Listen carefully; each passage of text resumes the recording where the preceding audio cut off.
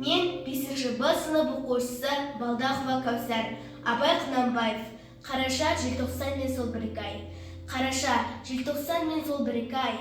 Қыстың басы бірі ерте, біреуі жай. Ерте барсам жерімді жеп қоям деп, ықтырмамен күзеуде отырар бай. Кедейдің өзі жүрер малды бағып, отыруға отын жоқ үзбей жағып. Тоңған иін жылытып, тонын илеп, шекпен тегер қатыны бүрсен қағып.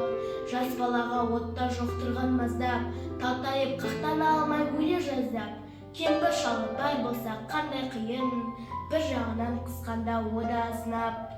Кәрі қой ептіп соған байдың үйі, қай жерінде кедейдің тұрсын күйі. Қара қидан орта қап ұрсай берсе, ода қылған кедейге үлкен сыйы. Қар жауса да тоңбайды бай баласы, үй жылы киіз тұтқан айналасы. Бай ұлына жалшы ұлы жалынышты, ағып жүріп ойнатар көздің жасы. Бай үйіне кіре алмас тұра ұмтылып, балашысы асынан үзіп жұлып. Ық жағынан сол үйдің ұзап кетпес, үйге жұттың күр жағын орын қылып. Әкесі мен шешесі баланы аңдыр, ода өзінде ит болсын азғыр-азғыр. Асын жүргіп іші алмай қысылады, құрбысынан ұялы бөжен жалбыр. Жалшы үйіне жаны ашып ас бермес бай, артықша қызметке орай.